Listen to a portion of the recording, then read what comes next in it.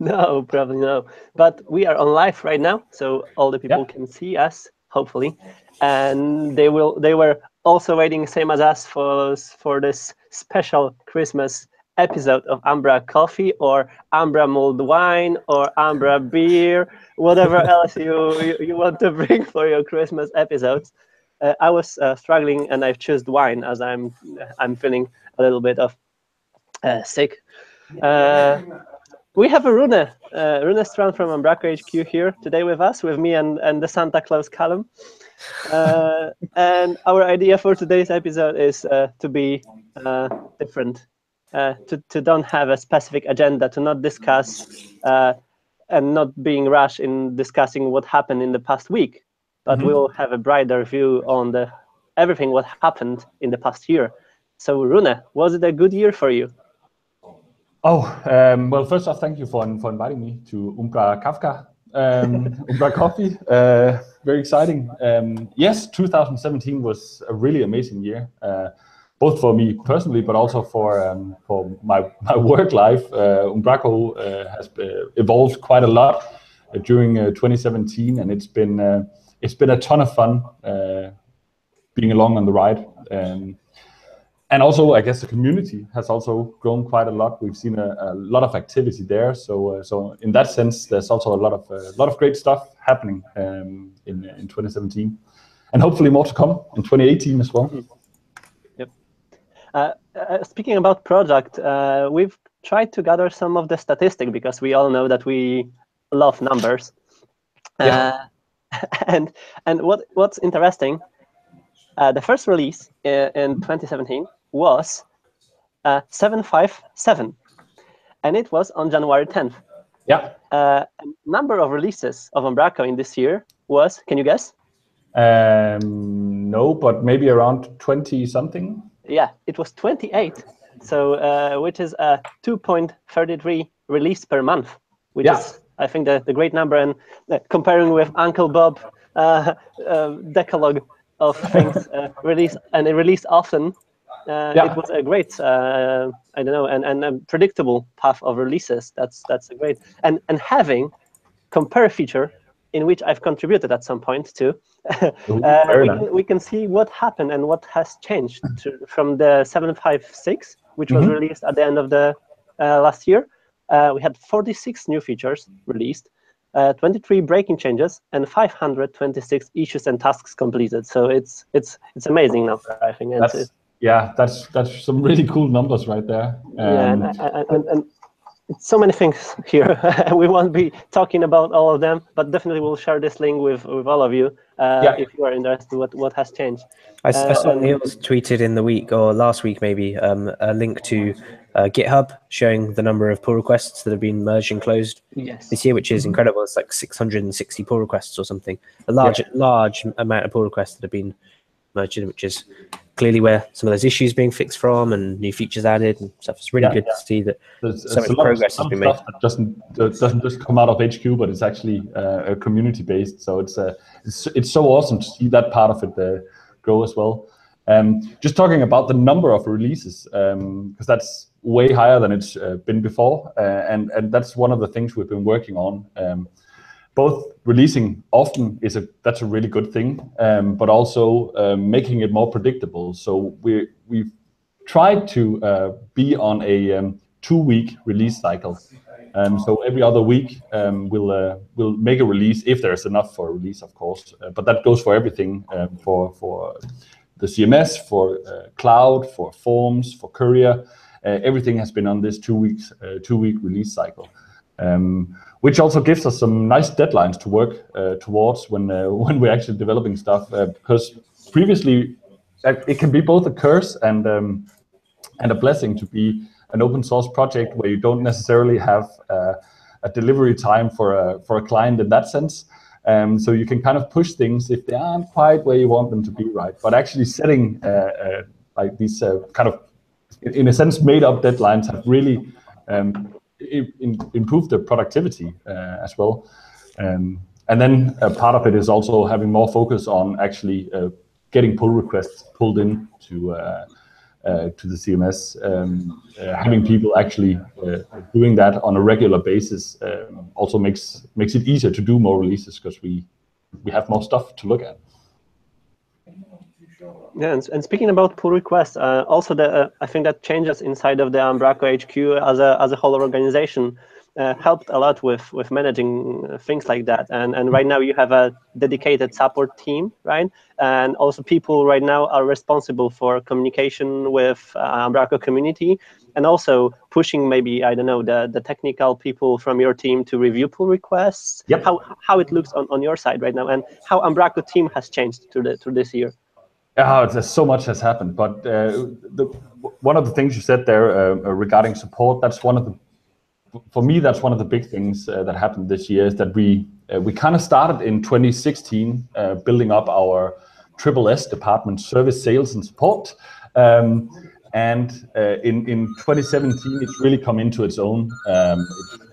We've got a really, really great team now, consisting of, let me see if I can count, 4, 6, 7, 8 dedicated support staffers now, which is, if you go like 3 years back, there was not 8. I guess you could say that were dedicated to doing support.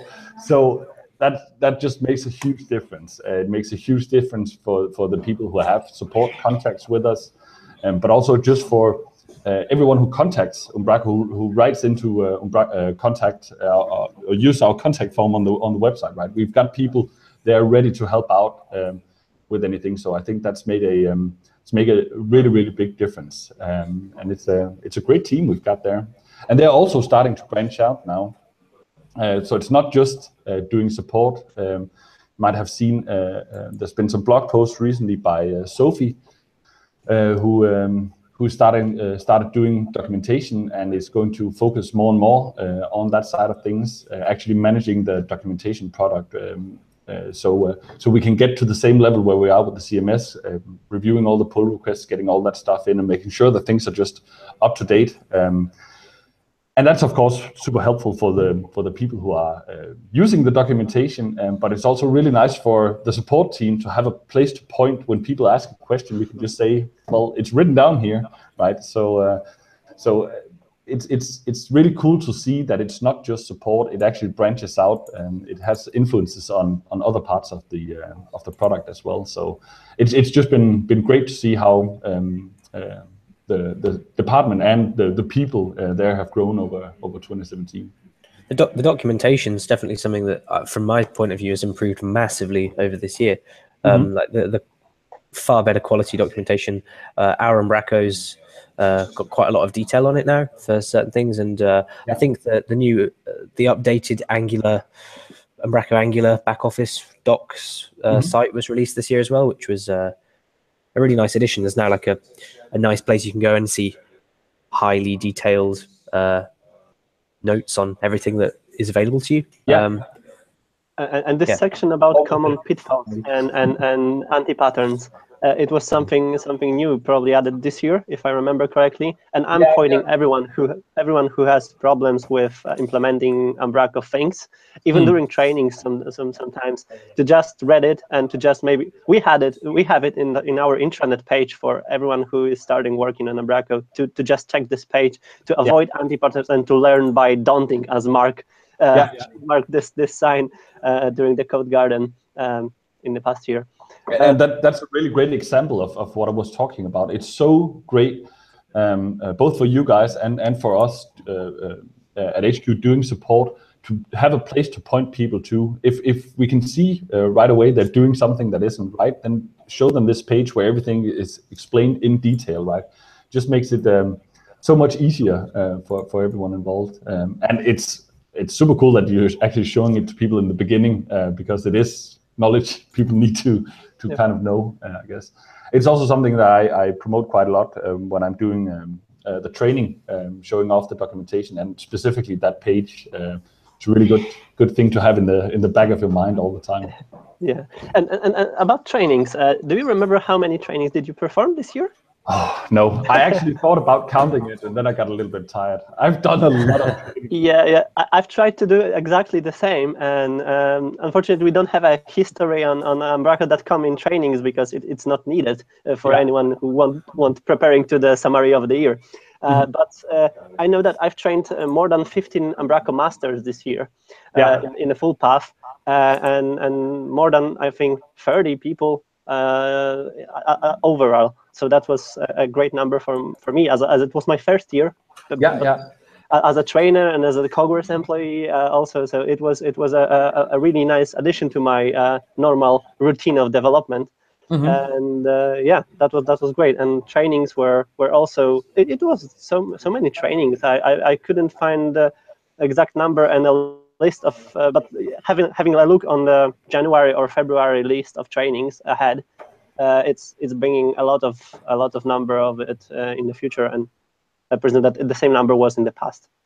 I think I've done trainings pretty much every third week this year, and then with around 10 to 15 people, then you can start kind of multiplying that up. It becomes a lot of trainings for a lot of developers, which is it's been amazing. And I think it's been really cool. One of the great things that happened to the training part this year is also that we got the search course released, written by another CogWorks employee, Ismail, and it's been really cool seeing the interest around that, and it's so nice to finally be able to kind of unwrap the kind of black box that exam has been for a lot of people. I think that course is immensely helpful, and it's a lot of fun to teach as well.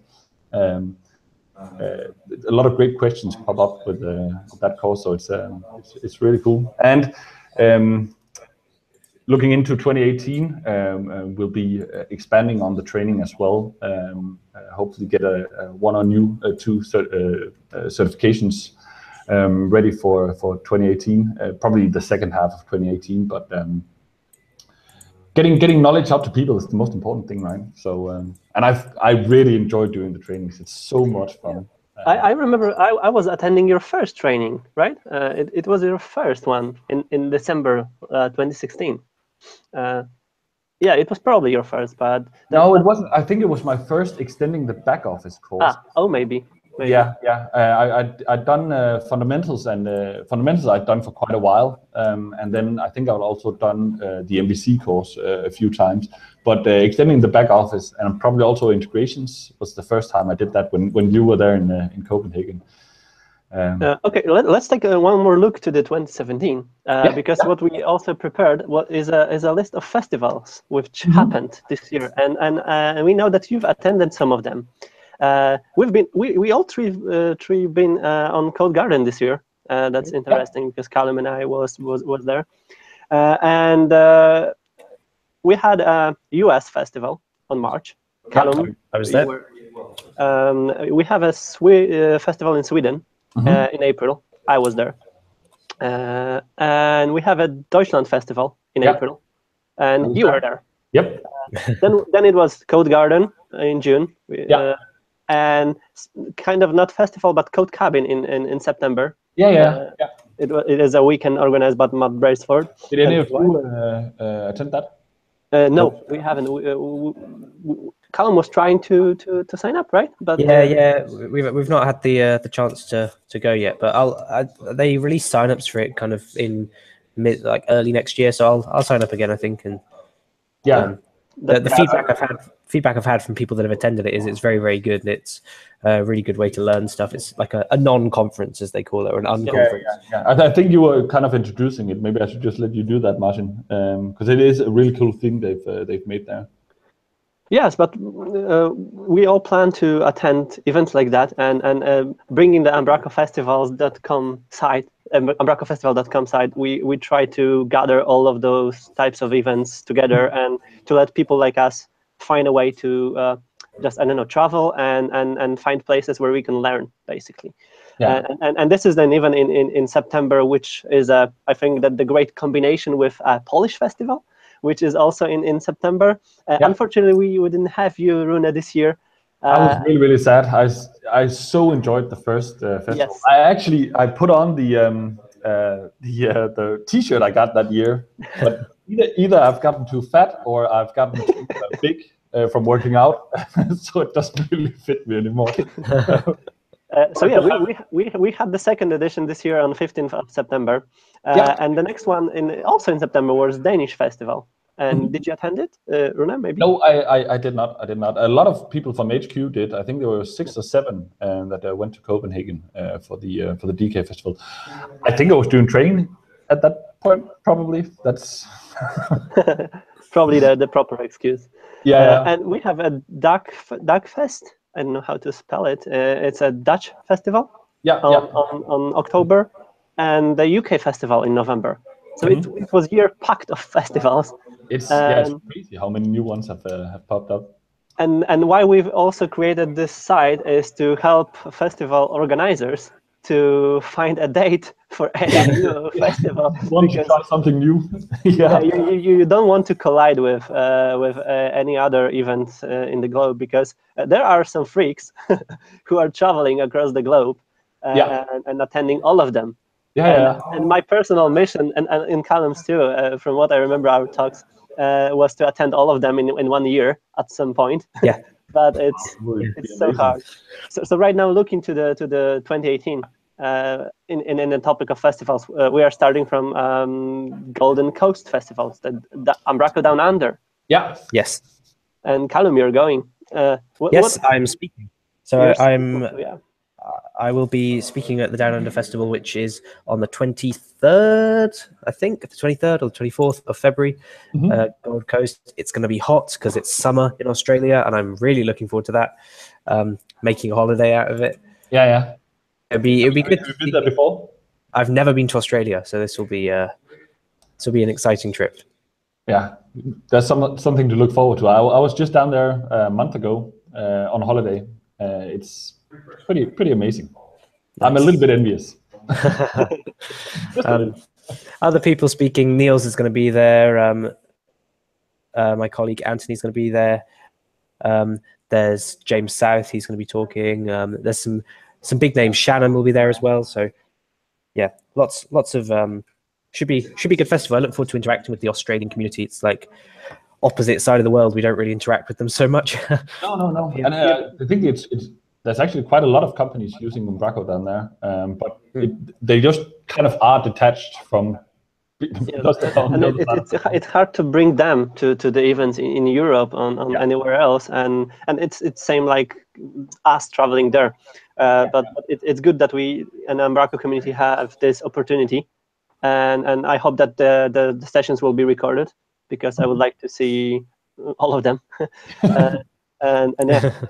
That's a good addition for the community to have events also there.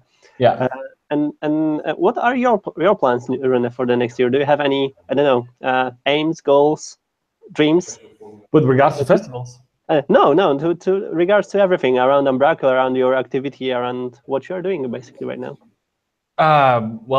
So kind of one of the more sad things for me personally, I guess, is that Per stopped at the HQ.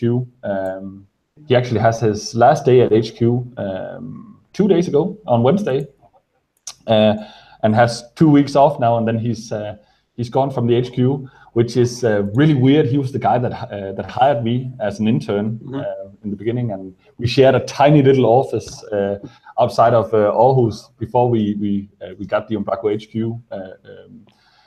And he's just pretty much taught me everything. I was going down the list of things that kind of peer facilitated for me, and it's like everything from building my first Umbraco site to brewing my first Hario slow port can of coffee, to building my first property editor, making my first talk at an Umbraco festival. I did the first one at UK festival. Was that 3 years ago now, together with Per.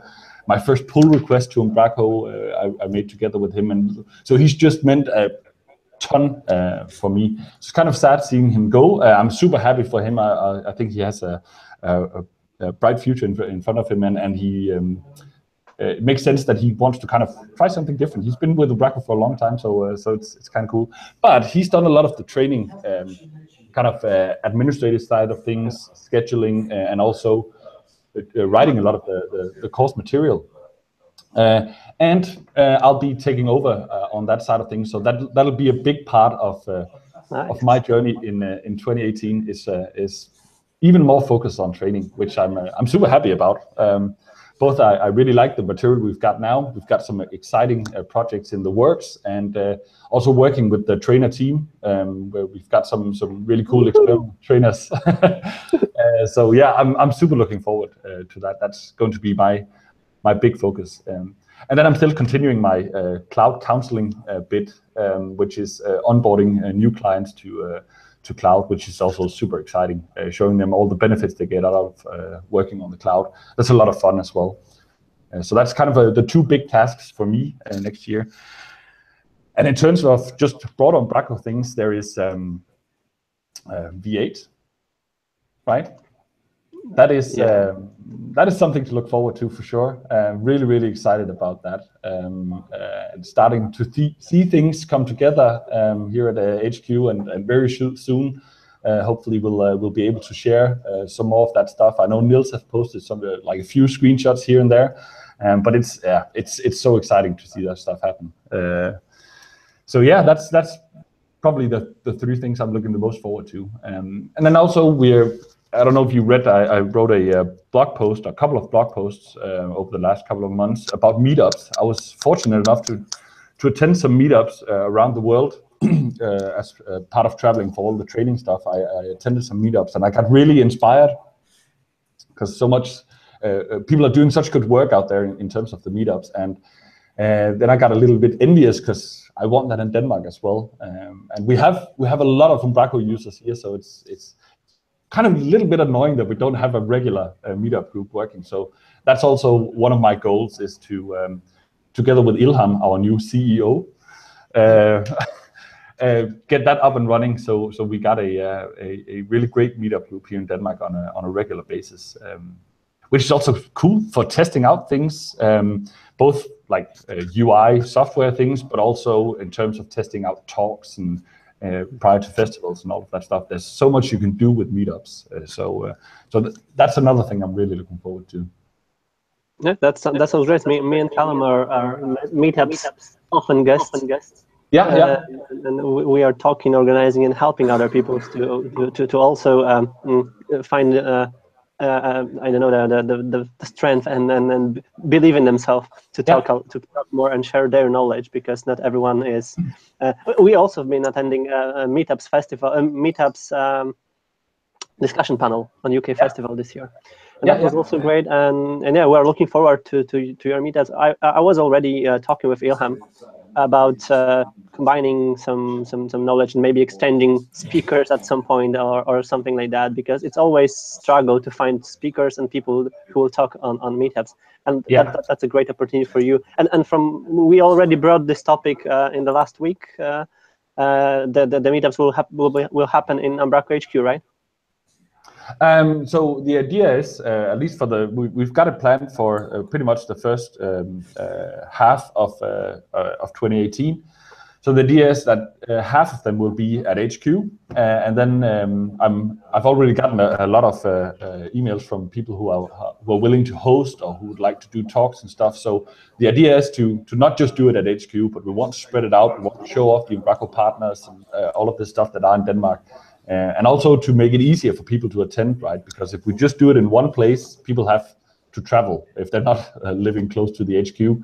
So doing meetups in Copenhagen and Aarhus and everywhere in Denmark where people want to host it, I think that'd be really cool. That's the goal. We don't just want to do it at HQ. I think you've touched on meetups quite a bit, and for me that's been one of the highlights for this year, and also for going forward into the next year too, because we had a couple of new meetups spring up in the UK this year. The Kent Umbraco meetup started in May, I think it was May, and there's also a Dorset meetup, which I've spoken at both of them. They are really great groups, and it's kind of communities that didn't really have anything before. So it's great to see that that's growing, and it's nice to see that you guys are now trying to bring that back to Denmark. I know that at the UK Fest there was a discussion about an East Midlands meetup in the UK, which is again really interesting. Like new meetups, people are identifying, hey, we don't have anything. Can we? Should we set one up? And people are just getting out there and doing it, and that's really great. It's the same reason we've got a Australia festival starting this year, and all the other festivals like the uSweFest are trying to build up the number of people that want to come, that sort of thing. It's really exciting, I think, to see how the community are taking things into their own hands, and trying to growing, come together and share knowledge, that sort of thing. Yeah, exactly. And that's also part of Ilham's new job, is also to help people out who want to start up these things, give advice, and sort of like you guys are doing as well. Just help trying to facilitate how you actually start a meetup, because it can be quite a daunting thing in the beginning. And for that, there is an awesome article on Scrift by Ravi, who's one of the guys that run the London Umbraco meetup group. But he did a really, really great article about what it takes and what you should be aware of when starting a meetup group. That's kind of been a template for us as well. He's got a lot of experience in that stuff. So I highly recommend reading that as well if you're thinking about doing a meetup. Yeah, and reach out to us at the Umbraco HQ as well. We're happy to help promote it and all of that stuff. Yeah, and Ravi's article was also released today on Umbraco blog. So I don't know if if the content is the same, but it's also about meetups. So we will share this link here somewhere, and everyone can read it. So we are this year. Yeah. I was just going to say that this year on the topic of meetups. So I've been talking with Ravi quite a bit about doing meetups that aren't just technical. Mm-hmm. So we want to embrace everyone in the community, bring everyone together. So it could be project managers, could be just a designer that works within Umbraco. You don't have to do technical talks and technical sessions. And Ravi's been trying to get a good mix of stuff for the Umbraco London meetups recently. But also we've talked about doing some socials, and Bristol, the Bristol community, have done quite a few socials. And you did the barbecue, right? So, yeah. So the barbecue's my little baby, and I started that, and we did the first one. We did that in June or July, and we did another one in London in August. I hope to do a few more this year in a few different places. I've already got some plans lined up, but that's an example of how the community doesn't just have to be about learning, and it doesn't just have to be about technical stuff and talking software. Like, you can have all kinds of people come together and just embrace that community spirit and have a load of fun, like CodeGarden is, or like.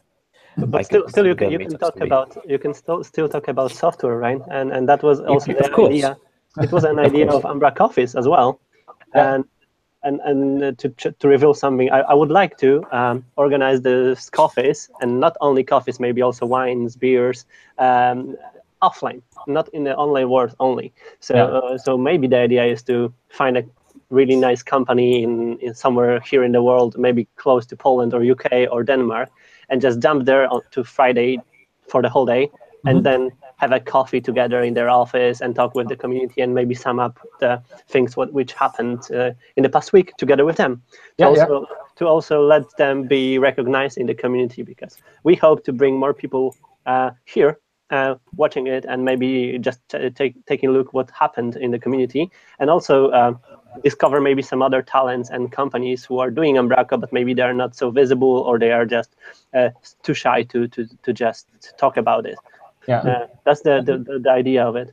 Yeah, that's one of the things I also found really interesting and cool in 2017, is that we see a lot more kind of just content generated about Umbraco. You can really see that a lot of what used to be hardcore development-focused companies have really embraced the content part of CMS as well, and started producing content as well. That's of course great for clients, it's great for selling stuff, but it's also really great for the community, because a really good exercise is just creating content.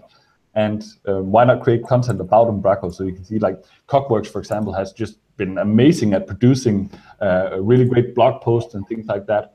And a lot of other, especially our partners, have done some really cool stuff in that area, which just it makes it feel even more like a community. And it's so cool that there's so much stuff out there, so much content, and so much knowledge sharing as well going on.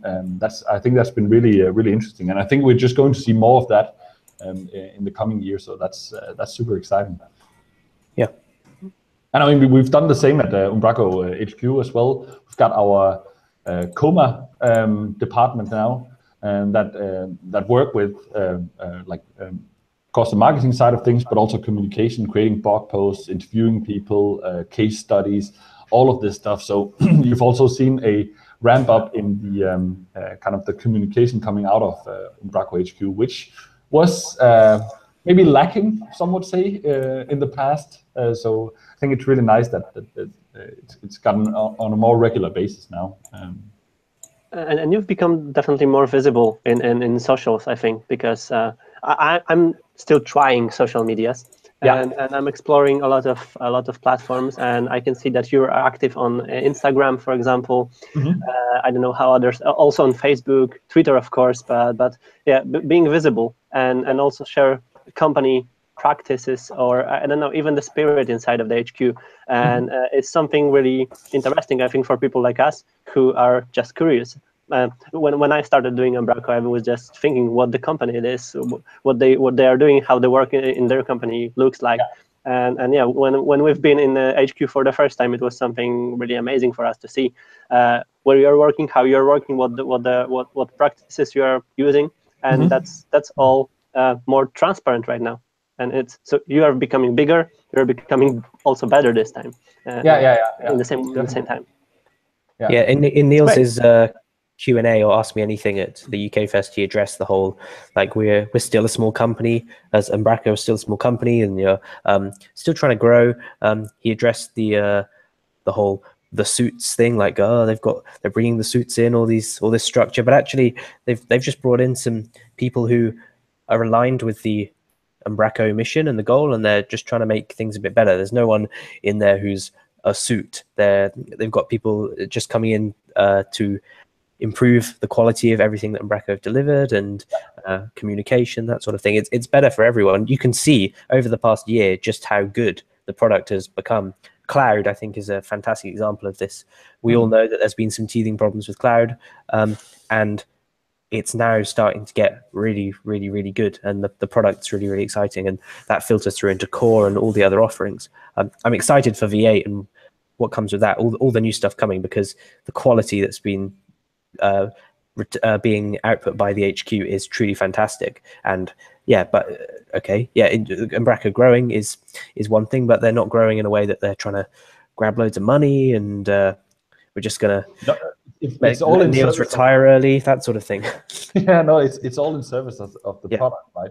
Yeah. So one of the big advantages of having a support team, of having the suits, of having communications department, is that it lets the people who are supposed to do development focus on development, right? And that's why we can see the quality has risen so much, and the number of releases we do, and the just also the communication, like on the issue tracker, and that stuff has really been ramped up, because our developers can now focus on that. They don't have to try to do everything. They don't have to write all the blog posts as well, and do all the marketing and like all of that stuff. So it just makes so much sense. And of course, it's always scary when there's change. When you've been in the Umbraco community for a long time, if you've been a partner for a long time, you're used to things working in one way. And when that changes, that's always scary. I mean, it's like that with anything. But it is definitely for the better. We hire people because they have the spirit and the curiosity and the hunger that fits into the Umbraco HQ, right? So definitely, and it's really cool to hear that that's also how it's perceived out there. I think Niels has said a few times, like a well-funded HQ means a better open source project. So people using Cloud, the more people we have on Cloud, the more people we have buying Umbraco forms and training and all the other products. The better funded the Umbraco core team is, the more that we can invest in more fantastic developers working on core, or improving the teams around them to ensure that they can focus entirely on development is good. And sometimes people don't really necessarily appreciate that. Like, oh, you've increased the price of the Umbraco Forms license. Why? Well, it's because the product's getting better. And we're investing a lot more money in the product.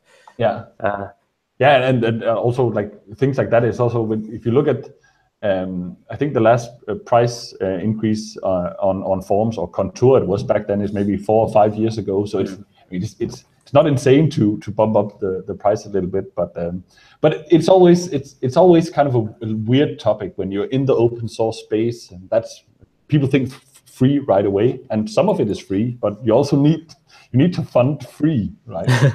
So that's always an interesting challenge. You could put pop-up ads all over the back office. That's another way to go. So we can confirm that Umbraco V8 will be free. Still free. Will be in 2018. Confirmed. Confirmed. Straight from the HQ. Don't be scared. It will be free. All the rest will be paid. No, I think that was a great wrap up. A lot of things happened. A lot of things is going to happen, and we can jump to the wishes and the summary, I think. Do you have any Callum? Do you have any specific wishes or things to rise before end of the year? Any golden thoughts? So no, I think it's been a fantastic year. Like I said, the product's come a very long way, and it's really, really, really good now. Not that it wasn't good before, but it's just getting insanely good. I'm excited for V8. I'm also excited to see what the community does in the next year. I know that we've got some big stuff in the pipeline for the UKFest. We've got to try and do better than we did last year, even though it was amazing. I'm personally keen to speak at as many meetups as possible. This year I managed to talk at every single meetup in the south of the UK. And next year, the goal is the north of the UK, along with UDAF and a few other conferences in the mix. So I just want to interact with the community as much as possible. That's kind of my goal for the next year. It's same from my side. I'm personally responsible right now for Polish Festival in next year, together with Kasia from our team. So we will definitely take a lesson from the UK edition this year, and we will make it even more wild, I think, and taking, of course, what Poland can offer for us, and also to bring more people from other countries to explore what's inside our country and how we are doing things here. I will be also speaking on many events. I'm already confirmed for the Deutschland Festival, and in the next week I have a free week, so I will be planning all the things for the next year. So if there will be any other opportunity to speak on the event or conference, I will be just penciling it in. So also feel free to contact me if there is anything where I can help in any meetups. I'm planning 1 travel per month right now. So that's my goal for the next year, to not travel too much. And also to contribute more and more. I'm trying to find more time to contribute to some packages and things around Umbraco, but also I want to find more time to work on bigger tasks also for Umbraco itself, because I want to be more involved and use maybe my skills and to expand those skills and to learn from the people who are definitely better than me to just become better developer overall. That's my plan. And Rune? I kind of went over my plan for a bit, but for me it's definitely it's a bit the same like you. Facilitating the meetups here in DK is going to be a big focus, and I'm really looking forward to that. We might even get you to talk at one of the meetups in Denmark if possible. That would be super cool. Also continue improving our training program. I think it's doing a lot of good out there, exposing a lot of great functionality in Umbraco, teaching best practices, and also for new companies. I was just in Sweden for a new company that's looking to become a partner, doing certification for 15 developers there, and really raising the level, and just seeing the excitement when they see Umbraco for the first time is so awesome. So I'm just super excited about the training program going into 2018. Then also for the development side of things in HQ, I'm really excited because I think it was at CodeGarden, Shannon announced that he's stepping back as a CTO on Umbraco. So that also means that someone new is stepping in the beginning of 2018, which means that just like we've had a lot of focus on creating the support department, Coma, the suits, all of this stuff, right? There'll also be a lot of focus, continued focus on improving the dev department, the D team in Umbraco. Shannon is going to be focusing on V8, for example, which is super exciting to have him full time on that instead of the admin stuff that comes with being a CTO as well. So I think we're going to see, 2018 is just going to be awesome, really cool. I'm going to the German festival. I've been confirmed as speaker down there together with Mats again. And CodeGarden, obviously. Other than that, I'm not sure yet, but I hope to get to at least one more festival during the Poland. Yeah. It will be great. Yeah. It's always great to travel and to visit places, different places. So we will see each other in Germany. Yeah. Looking forward to it. I was wondering if we should just take a quick 5-minute tour around the office, because actually has happened in the HQ.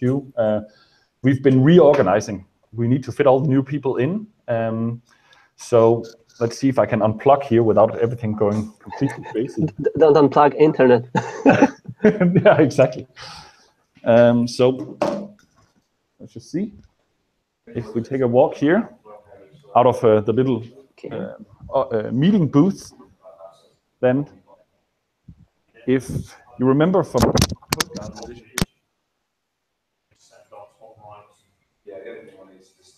okay, no more desks here.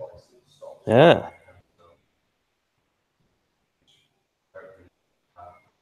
Nice.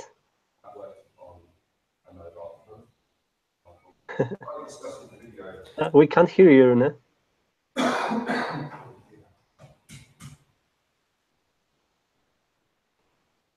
Callum, can you hear Rune?